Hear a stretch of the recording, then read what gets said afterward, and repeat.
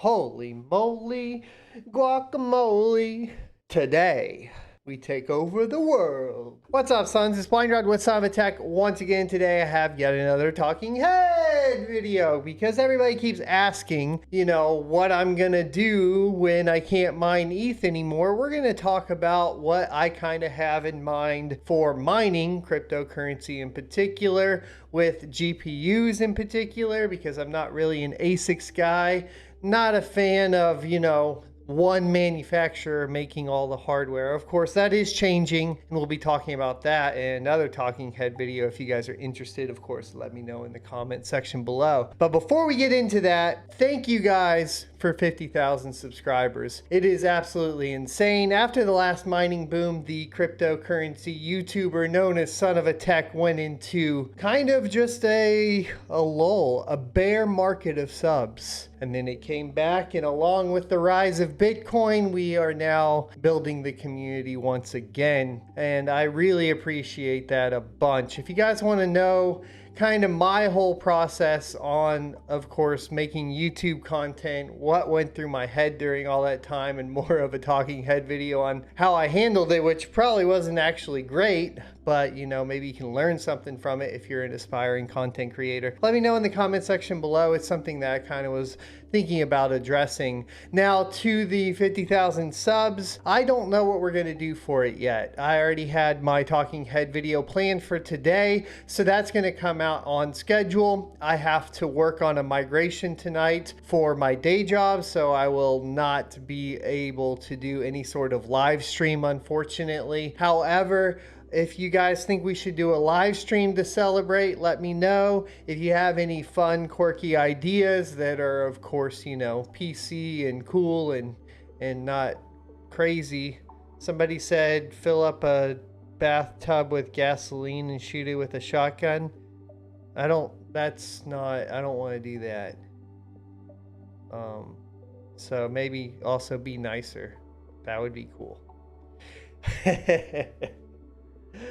All right, so let's get into it. So obviously we have proof of stake coming for Ethereum no matter what. We have the threat of course, mining becoming less profitable with EIP 1559. We also have the threat of ETH1 going proof of stake before ETH 2.0 is launched. So the mining community is, justifiably freaking out. Will it still be profitable? What can I do? And so on and so forth. Now, opposed to ASICs miners, even ASIC ETH miners, you are probably a little bit better off than, say, them. So by that, I mean, if you're a GPU miner, if you follow this channel, we've talked about GPUs. GPUs are kind of the workhorse. They're able to do anything. They can mine anything pretty much, right? Unless it's ASICs have fully taken it over. But what I mean is they're versatile. And because they're versatile, we have quite a few options. One, you could sell them off, but a lot of people are going to be selling them off, so you're going to lose some money on that, as opposed to trying to find the top of ETH and sell there, which is also just impossible to do. A lot of people want a solid answer, and as with anything else in cryptocurrency and mining, there is not a solid answer. When people are like, well, what's my payoff time? We don't know that even. We can say, based on today and the difficulty of the network and how much ETH is worth, you could maybe pay this card off in 90 days and so on and so forth. But there's no promises to that. And there's no promises to where any of these other currencies are going to be headed either. And I think that it's very important that everybody keeps that in mind, because this whole, I make $10 a day and I can be guaranteed that I'll make $10 a day mining for however many days is just not true. That's not going to happen. But here's a few things I'm personally looking at when I am trying to decide on, of course, what might be the possibilities to move my graphics cards over when ETH is either less profitable or, of course, it becomes not mineable at all. There's a couple different websites you can use. There's MinerStat, there's What to Mine, which is kind of the classic, and so on. You can just basically type in whatever GPU you have and then go through the process of determining what is most profitable at the time. The idea for mining cryptocurrency is going to be more along the lines of mining whatever is most profitable, and then you can always just sell that or swap that for what is not as profitable. There are other strategies, which is mining something that is less profitable but has a higher upside, like hedge mining. And I did that a long time with Raven coin, for example, during the bear market and so on. But, you know, at the end of the day, if you were still mining the most profitable and then swapping it for something that's less profitable, you're probably going to be better off. So if we look at the most profitable coins, we are going to see that ETH is by far ahead of everything else. But other things are still profitable even right now, albeit, you know, maybe about half of the cut. So this is what I talked about in basically the GPU mining strategies, was that we have an issue where once we can't mine Ethereum, the profitability is going to drop significantly. So keeping that in mind, you need to consider the fact that your payoff time is going to change quite a bit too. But so could the different projects that are currently mineable as well. There are a lot of different good projects that are pretty promising, and the few that I've been looking at or mining even on the side, even through ETH, has been Conflux and Raven coin, which we have guides for on this channel. Now, as you guys can see though, we picked, you know, Raven coin as well as Conflux. Now, they are still probably the second and third most profitable coins. There is an honorable mention of Grin, but there's a lot of other issues that come into play with Grin as far as mining and the different types of wallets and the trading process for it. I'm actually still working on figuring it all out. Right now, it's a lot easier to mine something like Ravencoin or Conflux and swap that out for, you know, Ethereum or Bitcoin or Monero or something along those lines, a larger coin. It's a little bit more difficult with Grin, and the mining's a little bit more difficult, so I'm still kind of playing with that idea. We also have talked about Vertcoin, but Vertcoin is a very specifically aimed coin at production machines or machines that are in production for other uses. And because of that, it doesn't really play as well with farms, at least in my opinion, but that's another one to keep an eye out for. So 2 honorable mentions here before we even get into the 2 that I'm going to be looking at when moving off ETH is going to be Grin, of course, and Vertcoin. But let's talk about Conflux for a second. A lot of people are nervous about Conflux, you know, being basically a Chinese coin. We can confirm here that the university is based in, of course, China, Beijing. And if you take a look, that the network originated from that research lab. Turing Award assistant Dr. Andrew Yao, and this is kind of something that some people have some issues with. However, it is important to also note that cryptocurrency and China have been hand in hand since Bitcoin for the longest time, especially if we're talking about mining. So here you have basically the entire team, so on. I usually don't care about this stuff as much. The economic white paper is what makes me interested, and without going into too much depth, I'll leave the link for the white paper down below. But the reason I really like Conflux, or the idea of Conflux and what they're pushing forward, of course, with the white paper, is essentially going to be a proof of work coin with multiple chains. So one of the big issues with ETH is that because it's proof of work and because it's a single chain, the network is slow and the fees are high, and they are going to fix that or propose to fix that with proof of stake and moving, of course, to sharding, sharding. I can already see your wheels turning, you dirty, dirty person. Shards. Dzz. Duh. All right. So the shards are going to basically represent multiple chains. Now, what Conflux is doing is going to remain proof of work. However, it is going to have multiple chains. So think of it as a proof of work version of something like Ethereum 2.0 or Polkadot. Now, there is something to mention with Polkadot too when we're talking about multi-chain tokens and coins and basically the application coins like we've talked about before.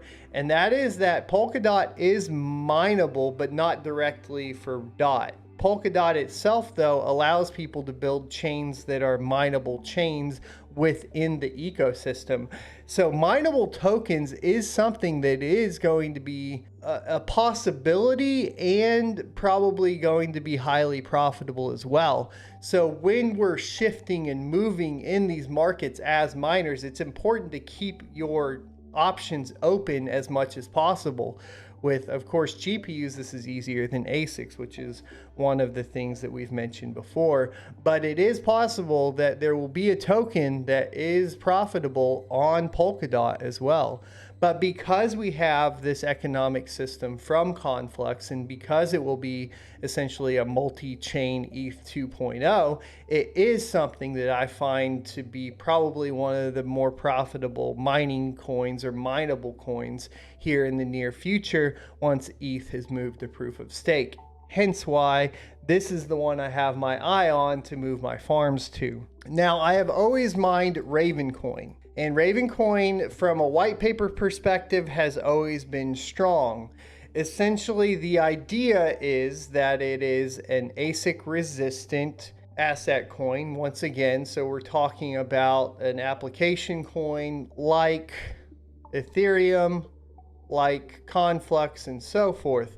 However, the development has been quite lacking over the years and has not kept up. The current roadmap hasn't been updated since July 9th of 2020, and that is, creeping up on over 6 months, and it makes me nervous, as well as I feel like creating all the applications, and we don't even really have a wiki. You have a Bitcoin Talk, a Twitter. I just want to confirm all of this hasn't changed.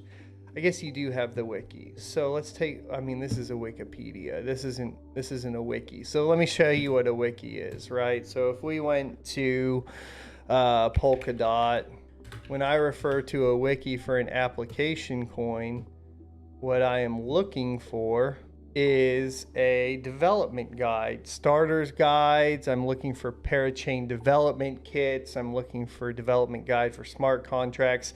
This is what I'm looking for in a wiki, in an application coin. And my disappointments with Ravencoin have been that we don't seem to have a very good push for development at this current time.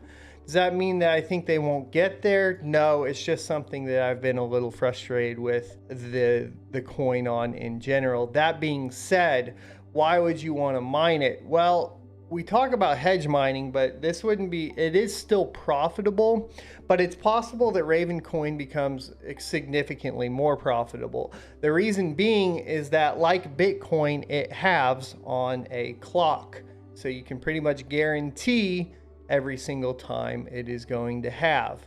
If you take a look here, what you'll see is you have 1458.3 every 1 minute, right? So they are able to calculate this out, and it will halve in January 2022. When it halves, the block reward will change from 5,000 Raven to 2,500 Raven, thereby decreasing the amount of mineable Raven coins in half. And if we're talking about what that means for the profitability of Ravencoin, the most profitable time to mine Ravencoin is going to be before it halves. So let's say Ethereum, for example, goes proof of stake or becomes unprofitable within the next few months before the halving of Ravencoin. you could hedge mine that Raven coin, be getting the 5,000 block reward bonuses, and then in January when it cuts in half, just ride the train of the halving. Every single time Bitcoin is halved, the price of Bitcoin has gone up. And there's no reason to think that this wouldn't be similar in other projects such as Ravencoin. Does this mean it's going to be a dollar coin or something like that? No, it just means that by nature, because of the reduction of supply and new coins coming into the network, that the demand of the coin will go up and the price will go up. How much, I don't know.